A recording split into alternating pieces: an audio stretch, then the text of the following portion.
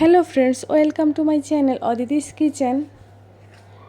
আজকে আমি একটি মজাদার রেসিপি শেয়ার করব আপনাদের সাথে, আর সেটি হচ্ছে লাউ পাতার ভর্তা। এটি দেখতে যতটা লোভনীয় হয়েছে, খেতেও কিন্তু দুর্দান্ত হয়েছিল। গরম ভাতের সাথে এই লাউ পাতার ভর্তা থাকলে কিন্তু আর কোনো কিছুরই দরকার পড়ে না। তো কথা না বাড়িয়ে শুরু করা যাক। আজকে আমি এখানে লাউ পাতা নিয়েছি।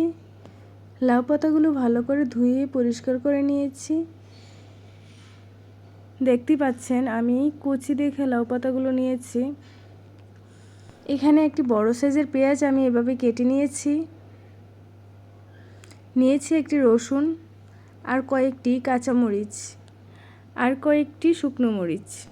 এবার এগুলোকে আমি হালকা ভেজে নেব। পেঁয়াজটি না ভাজলেও হয়, তবে না ভাজলে ভর্তাটি একটু পরেই নষ্ট হয়ে যায়। আর এভাবে ভেজে নিলে ভর্তাটি অনেকটা সময় পর্যন্ত ভালো থাকে, তাই আমি এভাবে ভেজে নিচ্ছি। শুকনো মরিচগুলো ভাজা হয়ে গেছে। এবার আমি পেঁয়াজ, কাঁচামরিচ আর রসুনগুলো ভেজে নেব। আমি মিডিয়াম টু লো আঁচে ভেজে নিচ্ছি, যাতে ভাজার মধ্যেই এগুলো সিদ্ধ হয়ে যায়। এভাবে নেড়ে চেড়ে একটু সময় নিয়েই আমি ভেজে নিচ্ছি। লাউ পাতা এবং কুমড়ো পাতা এভাবে ভর্তা করলে কিন্তু গরম ভাতের সাথে বেশ মজার লাগে। দেখুন আমার পেঁয়াজ, রসুন, কাঁচামরিচ এগুলো ভালো করে ভাজাও হয়ে গেছে আর সিদ্ধ হয়ে গিয়েছে। এবার আমি এগুলো নামিয়ে নিচ্ছি। এবার একই কড়াইতে আমি পাতাগুলো টেলে নেব। সবগুলো পাতা দেওয়া হয়ে গিয়েছে। এবার আমি এগুলো সেদ্ধ হওয়ার জন্য ঢাকনা দিয়ে ঢেকে দিচ্ছি। ঢাকনাটা ওঠানোর পর দেখেন যে আমার এই পাতাগুলো থেকে অনেকটা জল বেরিয়ে এসেছে। এই জল দিয়ে পাতাগুলো সেদ্ধ হয়ে যাবে আর ভালো করে টালাও হয়ে যাবে। চুলাটি মিডিয়াম আঁচে রেখেই আমি পাতাগুলো টেলে নিচ্ছি। এই তো আমার পাতাগুলো টালা হয়ে গিয়েছে। দেখুন একটুও জল বেরিয়ে আসছে না। এবার চলে যাব ভর্তাটি বানানোর জন্য। একটি পাটা নিয়ে নিয়েছি। এবার শিলপাটায় এই ভর্তাটা বানিয়ে নিব। আপনারা ব্লেন্ডারও করতে পারেন, তবে ব্লেন্ডার থেকে বাটা ভর্তার স্বাদ কিন্তু অনেক বেশি।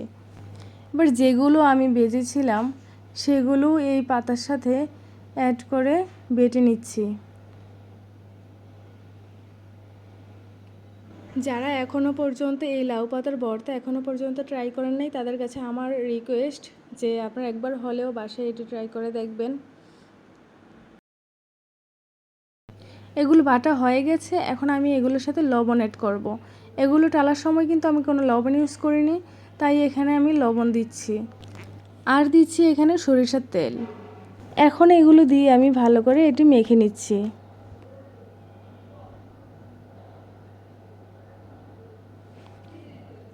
এই তো তৈরি হয়ে গেল আমার লাউ পাতার ভর্তা। এই ভর্তাটি দেখতে যতটা লোভনীয় হয়েছে, খেতেও কিন্তু বেশ মজার লাগে। গরম গরম ভাতের সাথে এই ভর্তার স্বাদ অতুলনীয়। বন্ধুরা, আপনারা এই চ্যানেলে যদি নতুন হয়ে থাকেন তাহলে একটি সাবস্ক্রাইব করে দিবেন। আর আমার ভিডিওটি যদি ভালো লেগে থাকে তাহলে একটি লাইক করে দিবেন। ভিডিওটি দেখার জন্য ধন্যবাদ। আপনারা সবাই ভালো থাকবেন।